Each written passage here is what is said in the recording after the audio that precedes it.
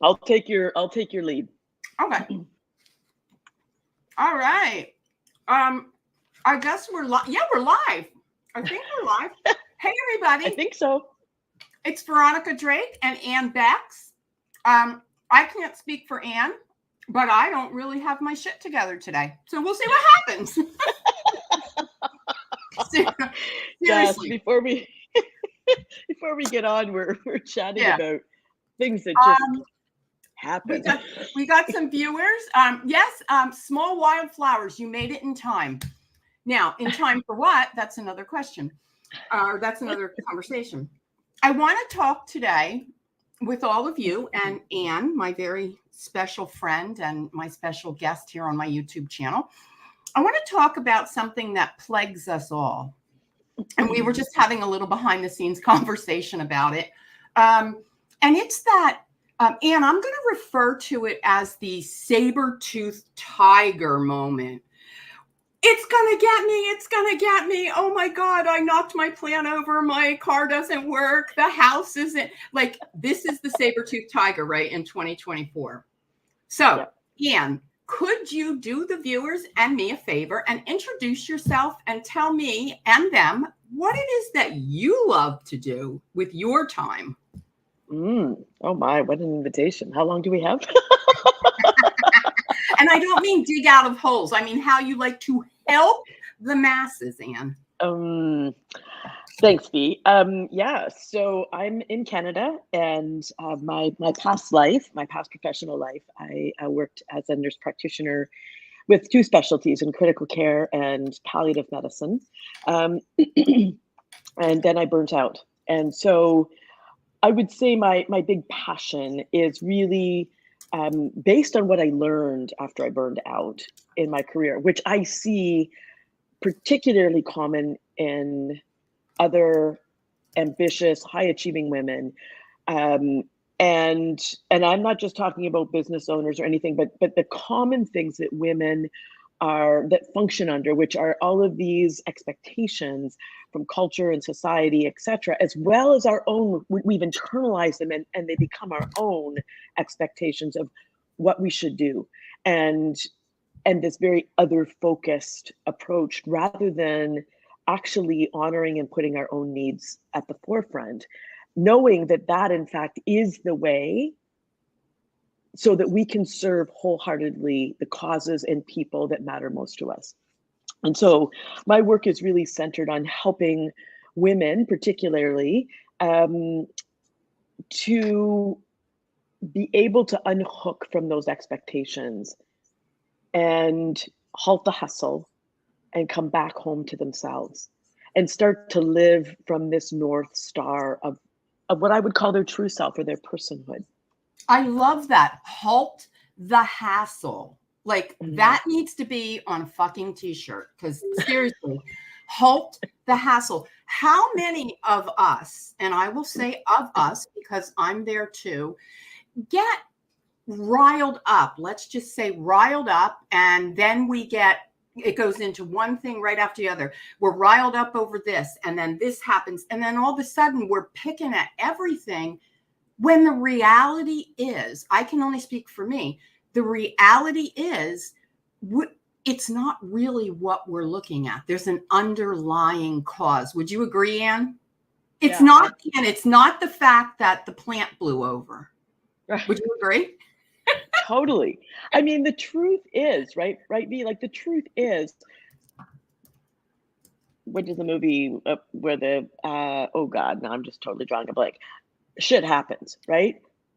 Shit happens. Life happens. And we have no control over the fact that life happens, but gosh, do we try to have control over it. Oh. And it's this effort that we expend trying to control the uncontrollable that leads to huge energy leaks, right? Of giving away our energy trying to control the uncontrollable, which when you dig way underneath, right? When you get down underneath the plant that falls over the car that isn't working, the house that goes way over budget, blah, blah, blah, right? Things happen and it triggers in us a response, a stress response, right? The saber-toothed tiger, which is where we kind of started from.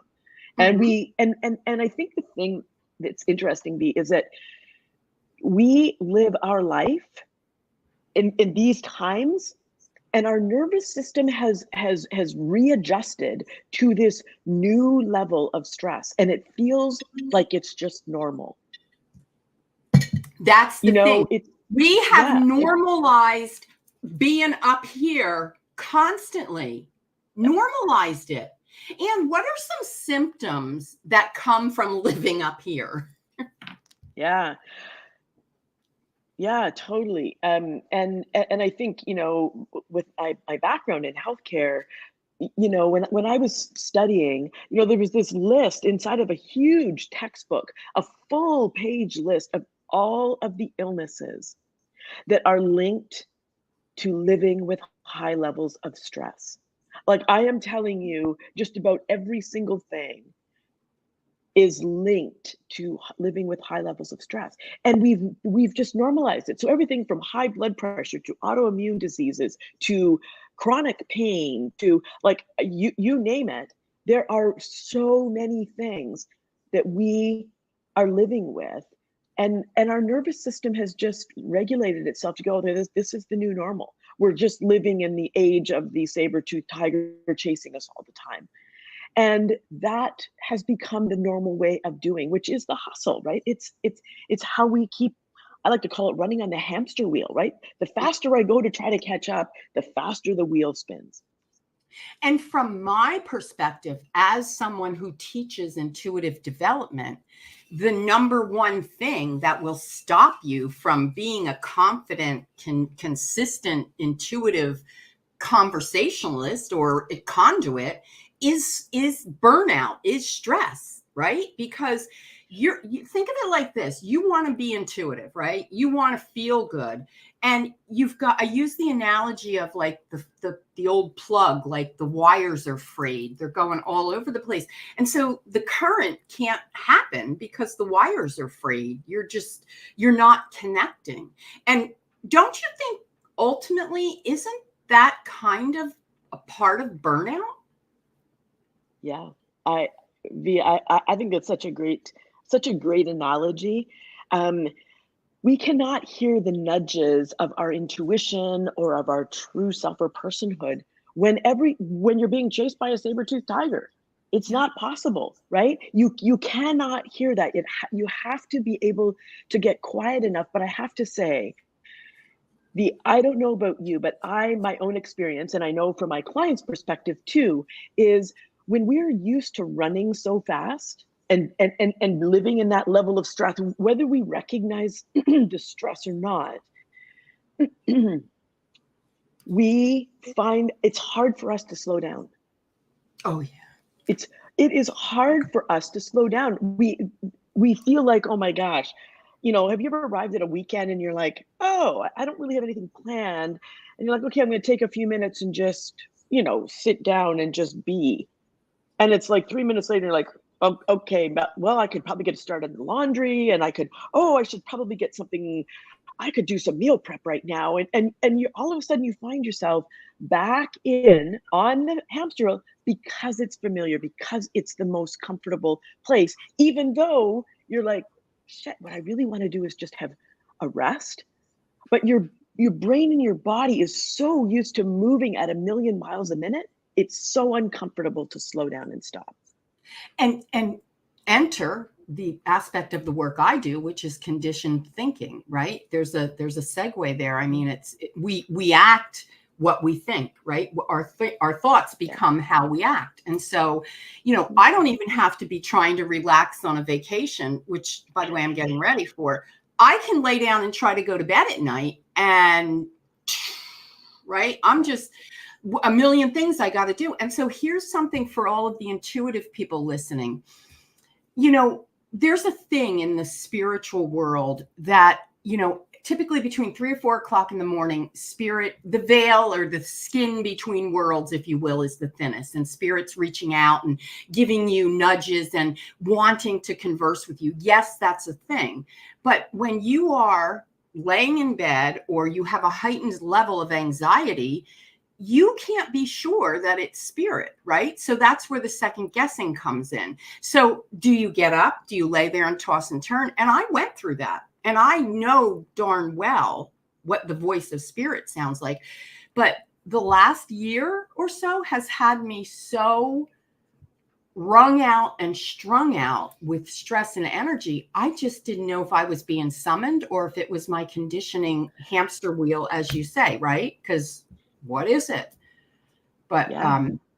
so Anne, what is it that how do you work with women who are, well, let's define burnout for a minute. I mean, maybe we did that, but let's talk about some symptoms of burnout. For me, and I want to just say this, Anne and I have been working together as peers, as colleagues in a group that we are in. And just watching Anne's stuff come across my desk has made me realize that I was burned out. I didn't know the literal definition or what it looked like to be burned out. I thought I knew, but just kind of doing this, taking a time out, pushing pause, but I wasn't doing it with the right tools and the right techniques. And I think that's where Anne comes in, where her specialty is, okay, here you are, here's Susie, here's your level of burnout, and here's how we work that. Would you agree that it's different for each person? Yeah, I think that's true. And I think what each person might call it is something different, right? You and I talked about feeling overwhelmed and exhausted. I mean, exhaustion is the top symptom of people who are approaching or are, quote, burnt out. But I think people experience it in different ways. Some people feel like burnout doesn't resonate so much, but they'd say, I feel like I'm just getting by in the day. I'm just surviving. I'm just doing what has to be done. And the end of the day comes and I'm like, dang, it's bedtime. I'm going to bed, all to get up in the morning and do the same thing over and over again. So you asked for a definition, and there is a definition. And in fact, if you look in lots of places in Google, you'll find different definitions. But the World Health Organization says it's a syndrome conceptualized as resulting from chronic workplace stress that has not been successfully managed. And I feel like that does a great disservice, no disrespect to the World Health Organization, but that is actually a great disservice to the breadth of burnout, because burnout actually affects everything outside of work. So whether you're a mom at home caring for a family and all of that, you can be burnt out. So I have proposed a definition, which is that burnout's a group of complex symptoms, because it's psychosocial, emotional, spiritual, physical, right? It's all of those things that, and it's an exhaustion of all of those parts of us, and is the result of how we engage with life, which includes both how we engage in relationship, at home, and in our work. And those symptoms look different, and people experience them differently, and would identify to a greater and lesser degree how they would describe those symptoms. So I guess my question, because I'm like scratching my head here being curious, is stress is a contributor to burnout. Would you agree with that statement? Yes, Okay. 100%. And I would say, I mean, people who are burnt out are feeling extremely stressed. Their body is stressed, their mind is stressed. And here, I would like to offer this up again from my perspective, the work I do. And this is going to be a bold statement. We have a friend and a mentor that uses the term spicy. So maybe I'll adopt the word spicy or bold V. I would like to say that until we can take ownership or onus or awareness, whatever the right terminology is, of our own well-being, nothing changes, right? But we have to get to that place of awareness first, because we are so conditioned. It's like the fish in the water, right? The fish in the water doesn't know it's in the water, until it goes, oh, there's life outside the water. So I'm wondering, how can we help women see outside of their stress? And I don't know if there's an easy answer for this or if this is something we can do here, but does anything pop up for you? Like what would give her that aha moment that, yeah, maybe I need some burnout stuff or stress management, or how would she know? Like, what's her aha? Do you understand what I'm saying, or am I just babbling? Yeah. No. No, you're not babbling. You're asking a great question. And I think it is simply that if you even have the question, am I burnt out? Am I feeling stressed? That's sufficient as a flag to be like, oh, if I'm asking myself that very question, there's something more here for me to investigate, right? I mean, if life is going beautifully and it feels wonderful and you're like, yeah, this is just everything in a bag of chips, we don't stop to think about, am I feeling stressed right now, right? But if the question even enters our mind of, oh, this isn't feeling like a life that I really love, or what I expected at the end of my, to feel like, oh, I'm very successful, but I'm not actually feeling like this is what I expected. I feel like that very question is a good flag for us to pay I attention to love and dive a little bit deeper. I love that. I love a great juicy question, right? Like, I'm curious by nature. I think that's what makes me such a good intuitive. Like, I want to go explore. And so then I'd like to talk about this point for a moment. And this is never to put you on the spot, because full disclosure, anyone that follows me, and you've been following me for a while, I'm a wing it kind of girl. And so I'm just naturally here being curious. And I just said to Anne, hey, you want to jump on? You want to talk about stress? You want to talk about burnout? And we're just two girls here having a conversation about stress and burnout. And she happens to be the expert in burnout, and I happen to be the expert in energy and intuition. And here we are. So I guess my thoughts are taking me to, I played a victim for so long in my life. I mean, you want to talk about stress.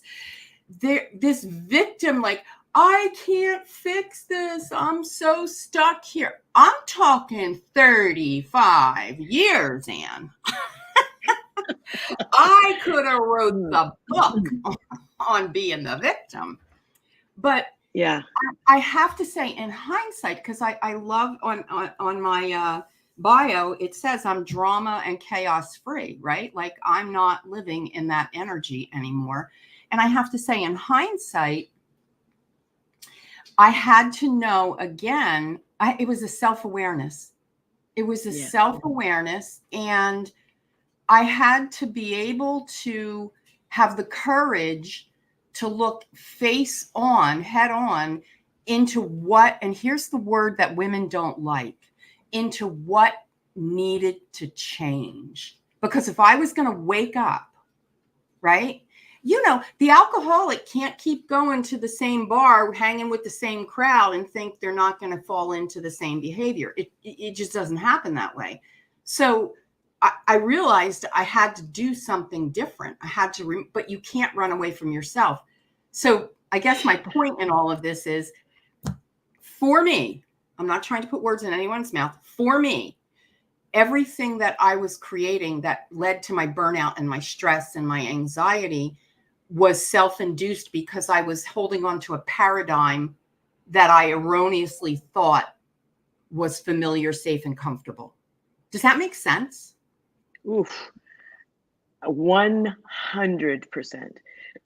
And I feel like that journey of freeing ourselves from the prison that we have constructed, right? The expectations we have taken on, the conditioning that we have taken on, I feel like is an ongoing experience, right? Of just another layer. I just came back from a really deep retreat, and things just I keep bumping into this next edge of like, whew, like this is just another place, discovering another place where I'm like, oh gosh, I didn't actually recognize that this was a place where I am keeping myself inside of my own box, right? It's no one else. But, you started by talking about taking sort of what I would call radical responsibility for our own happiness and well-being. And I feel like that is radical. Instead of feeling victim, right? Because I too have felt very much the victim of my work, of, all of that. But to take full radical self-responsibility for our own happiness and well-being means we stop blaming other people. We stop blaming life for not being how we want it to be. And we take full ownership, and that is deeply empowering. Oh, I mean, it gives me chills when you say that, because here's a quick way, I think, to realize that you're stuck and perhaps burned out and stressed and victimy. If it's 5 years later, 10 years later, 15 years later, and you're still asking the same damn questions, or you're still looking for a solution to the same damn problem, I mean, come on. Does a truck have to back over you? Like, I say that with a little bit of because I don't know what the word is, but I'll go because here's the thing. And I have compassion. Trust me, I have compassion. Shit is scary. Change is scary. Do you think for 1 second that I wanted to lose everything in my life? Like, I was 40 years old. I was getting divorced. I went from my father to one man. I never lived alone. 40 years old. I was terrified. I just didn't know anything about life and being alone. And I remember a lot of crying and a lot of rocking myself. I can remember my first Thanksgiving alone. And my kids were in college and they had come home and they were with their dad, like just his mother celebrated, and my family's disjointed. So there really wasn't anything. And I remember just sitting in a ball in my apartment and just being so stressed out and so scared. But I now know that was the beginning of what paved the way for me to work through the conditioning. I had to be scared. I had to hit rock bottom. I had to. And so at work, women go to work. Like, I know you work with business women, healthcare professionals, and we go to work and we do our job.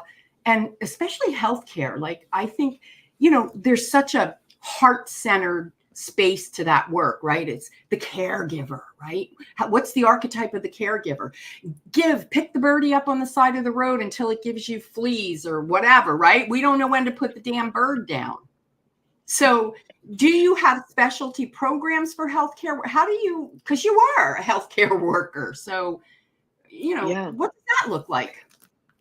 Yeah, it's a great question. And I love so much of what you shared there, V. Like, I feel like, just to touch on that just for a moment, and then I will, kind of tell you how I approach, women, whether you're in business or whether you're in healthcare or whatever.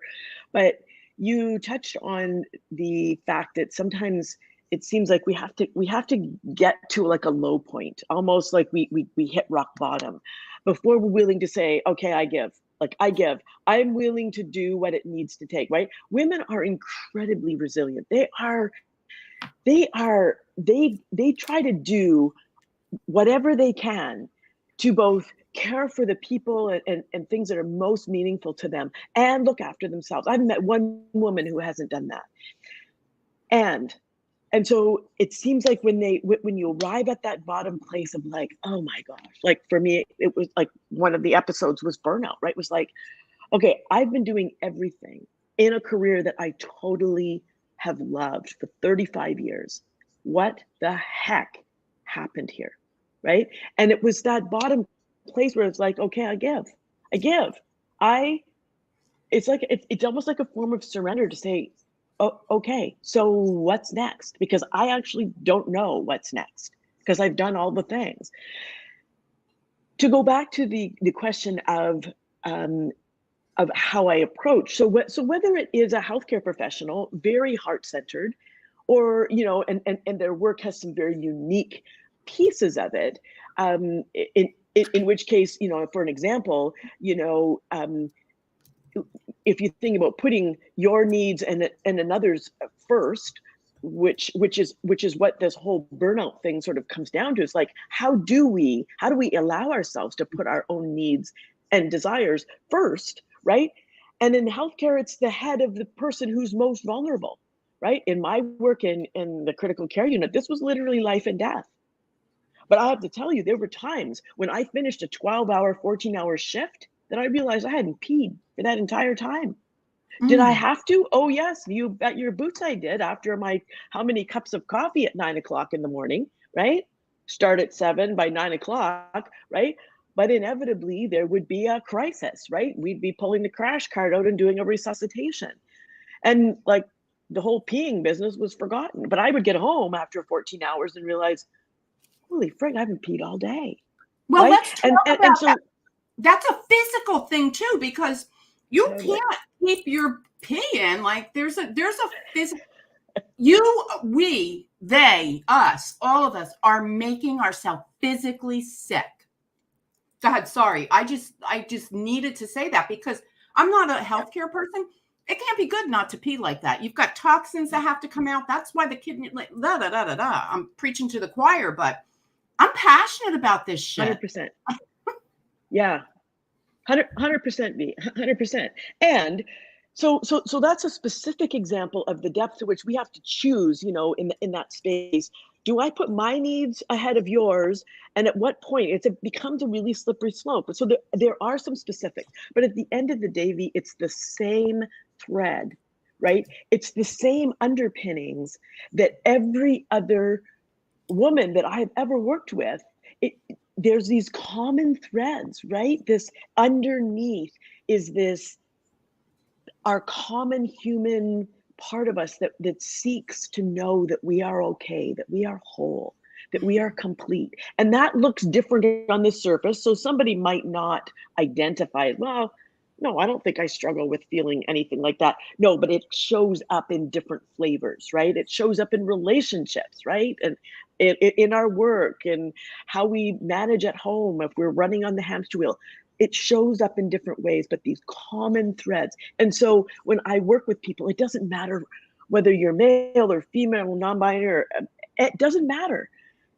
We are human, and that's the common thread. And that means that there's basically just a very few things that really bring us back to ourselves, right? To use this as this North Star.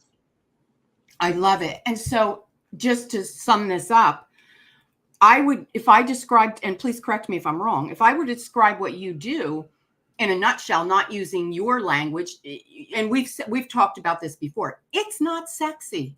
It's not pretty. Nobody wants to, dump it all out there and, look at it. But the reality is, and I feel like I'm going to cry, like there's a lump in my throat for this, it's going to save your life. Yeah. It's going to save your life. So the work that you do gives way so that I can come in and do my work and help you be the intuitive human once you are the whole, healthy, holistic human in the physical sense, right? And I'm over here going, okay, until you have this part of you, you can't, it's a pipe dream because everybody's like, how do I hear spirit? How do I hear spirit? How the fuck do you go pee when you need to go pee? How do you know what I mean? Like there's so much more above, how do I hear spirit? Like, and I feel like I'm getting a little pissy with this because, we live in times that are absolutely horrific. All right. And no, I'm not going to get into some kind of conversation about, the news and politics because I don't watch the news. I don't watch politics. I'm not an idiot. I know what's going on. But I'm going to tell you something. You want to talk about a saber-toothed tiger? Go turn on the news. Go listen to your family of origin talk about your history. Just isolate for a little bit, even if it's 5 minutes. And I'm teaching this breathing technique that I didn't invent it, but it's a technique that aligns the head and the heart. And if you don't get your head and your heart in the game in a way that's healthy, that regulates your vagus nerve and calms you down, like you can't start anywhere. So, Yeah. Anne, is there anything you want to leave people with before we, I was going to say before we check out, but that sounds ominous. Well,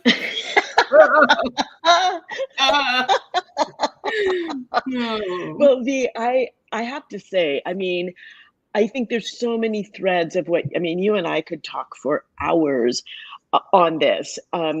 But I think there's so many threads of similarity to what we talk about and how we help people to really, right? There's this whole slowing down and getting quiet and helping the nervous system to regulate so that you can actually hear the nudges from your soul, your intuition, right? Like these are our inner, we don't have to be looking outside of ourselves. Like, what if you knew that you were everything you've been hunting for?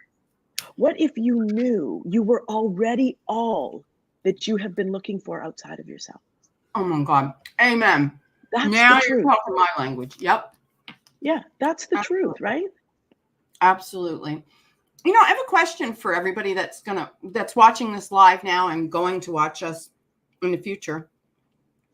Would anybody be interested in kind of like a talk show or some episodes on how to manage the stress, how to work through life? I'm not a psychologist, and you're not a psychologist. We don't play one on TV, so we're not going to go there. But the reality is, I think we're two very intelligent, educated women who I think have lived life. We are what I call the crone. We are the wise women. And if you're interested, put in the comments if you'd be interested to tune in and to listen to some shows or some conversations about burnout, stress management, energy centers, and what else could we talk about? What other topics might be appropriate for us to chat? I think you've covered it. I mean, I hearing our own voice. How do we actually hear our own voice? How do we know? How do we start to trust? And I mean, you and I can talk about these in different ways, but essentially it's how do we come home to ourselves? Like, how do we get underneath the conditioning? Right? This is the practical, how do we do that? I'm putting this in the chat because this is a beautiful, how do we come home to ourselves? Just feel that energy. Feel those words. How do we come home to ourselves? Do you even know what those words mean? I want you to take time today and ask yourself, how do I come home to myself? What does it mean? Right? Because it's going to mean something different for everybody. Mm-hmm. So, Anne, thank you for hanging out with me and my posse, all my peeps. I am so grateful, and I'm sure as it gets out there, people will watch the replay. But I'd love to hear if you guys would be interested in it and what topics you might like us to talk about. Because maybe the title of our show should be Two Smart Women. Two smart women. Remember the show 2.5 Men? Yes. We can just be two smart women. I don't know. There you go. Well, V, this is so sweet. I mean, you and I could talk to you for hours. I just love what you bring to your community. You have such a wealth of knowledge and so much that I learned from you. This is like a little gem in my day. So thank you so much. Thank you. And it's only going to get better from here. I'm going to go clean up the dirt that blew over right before we got on the phone. All right, everybody. I hear people saying they love the live chats. So stay tuned. We'll be back for more next time. Take care. Bye.